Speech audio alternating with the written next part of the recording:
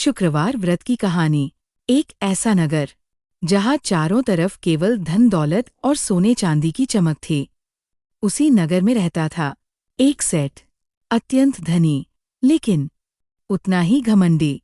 उसे अपने खजाने पर इतना अभिमान था कि किसी गरीब या जरूरतमंद का दुख उसे दिखाई ही नहीं देता था।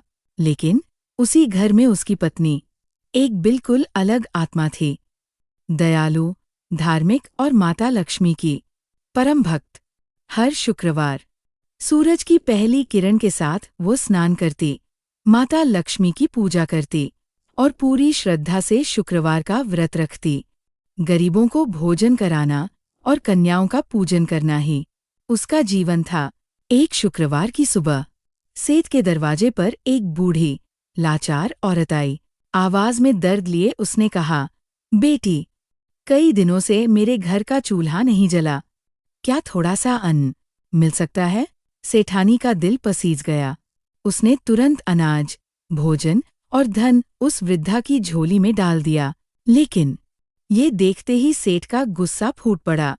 वह चिल्लाया, ये क्या पागलपन है?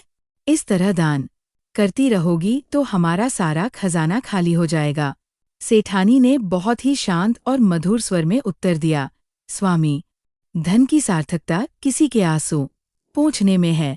माता लक्ष्मी उसी घर में वास करती है जहाँ दया, स्वच्छता और सेवा भाव होता है।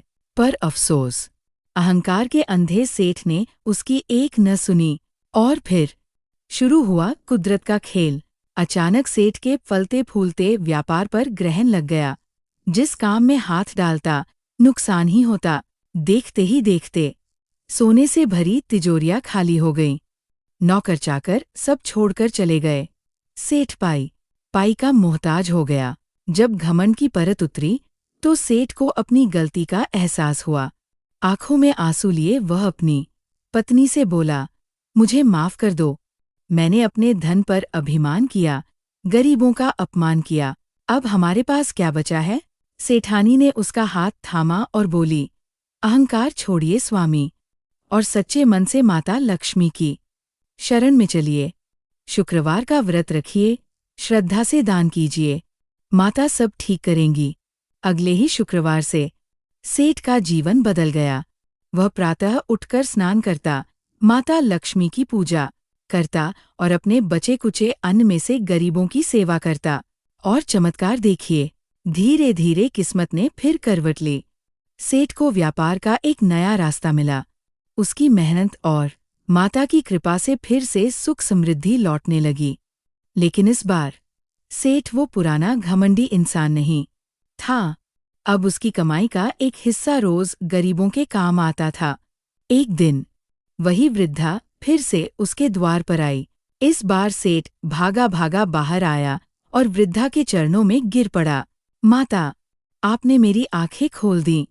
धन तो चंचल है, टिकता केवल वही है जो अच्छे कर्मों में लगाया जाए। वृद्धा ने मुस्कुराते हुए उसके सिर पर हाथ रखा और कहा, बेटा, याद रखना, जहाँ दया, स्वच्छता, मेहनत और संतोष होता है, वहाँ लक्ष्मी हमेशा मुस्कुराती है। इतना कहकर वो अंतर्ध्यान हो गई। उस दिन के बाद सेठ सेठानी का घर फिर से खुशियों और समृद्धि से भर गया। इस कथा की सीख बस इतनी है, धन का घमंड कभी न करें। शुक्रवार का व्रत केवल धन मांगने का नहीं, बल्कि मन में दया, सेवा और स्वच्छता बसाने का पर्व है। माता लक्ष्मी की कृपा आप सभी पर बनी रहे। जय मां लक्ष्मी। जय श्री हरि विष्णु।